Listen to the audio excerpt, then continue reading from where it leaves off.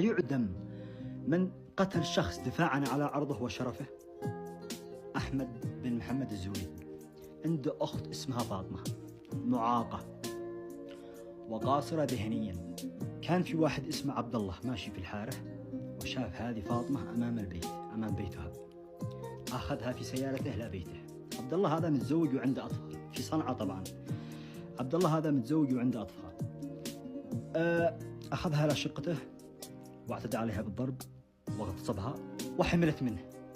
المهم بعد هذا كله رجعها أمام بيتها بنفس اليوم. يعني البنت هذه دخلت تبكي عند أمها، فهمت الأم وفهمت منها وبلغت عليه. رجال الأمن راحوا قبضوا عليه وسجنوا 6 أشهر.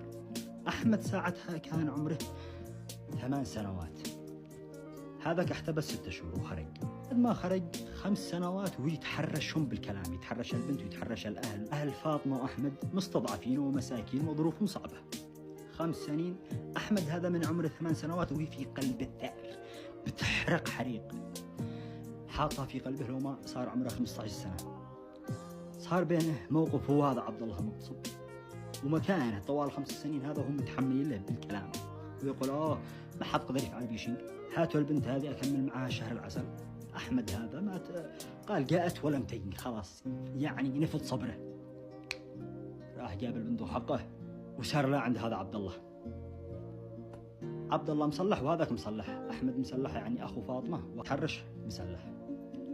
أحمد رمي للأرض، دخل من رجل هذا عبد الله لا بطنه، أسعفوه، جلس عايش يومين في المستشفى. صار خطأ طبي ومات وانتهي. حبسوا أحمد هذا الآن له 2 سنين من يوم الحادثة إلى اليوم، 2 سنين، وحكموا عليه حكم إعدام والآن مستأنف. فكلنا أحمد نشتي القضية هذا تطلع رأي عام.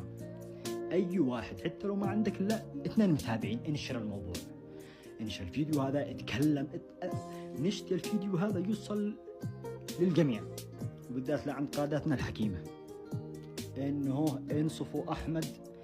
دم أحمد في رقبة اليمنيين بأكملهم.